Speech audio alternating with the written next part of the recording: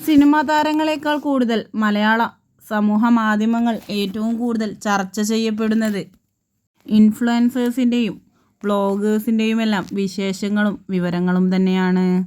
ഒരു കാലത്ത് സമൂഹ മാധ്യമങ്ങളിൽ നിറഞ്ഞു നിന്നിരുന്ന താരകുടുംബമാണ് പ്രവീണിൻ്റേതും പ്രണവിൻ്റേതും.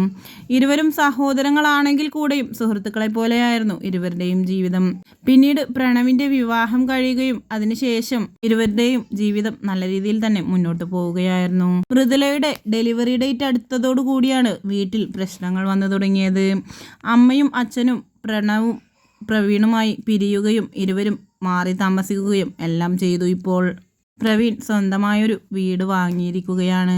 അതിൽ സുഖസുന്ദരമായ ജീവിതമായിരുന്നു ഇരുവരും കഴിച്ചുകൂട്ടിയിരുന്നത്. അപ്രതീക്ഷിതമായതുകൊണ്ട് ഇപ്പോഴിതാ മൃദുലയുടെ അച്ഛൻ മരിച്ചു എന്ന വാർത്തകളാണ് സമൂഹ മാധ്യമങ്ങളിൽ ഒട്ടാകെ പരന്നിട്ടുള്ളത്.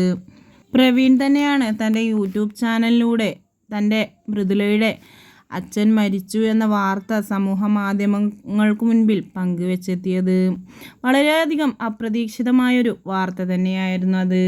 ഒരിക്കലും ഇത്ര പെട്ടെന്ന് മരിച്ചു എന്ന് വിശ്വസിക്കാനാവില്ല എന്നാണ് വീഡിയോക്ക് താഴെ കമൻറ്റുകൾ എത്തുന്നത്. കാരണം അച്ഛനെ കാണുമ്പോൾ അത്രയും യങ്ങായിട്ടായിരുന്നു അച്ഛനുണ്ടായിരുന്നത്.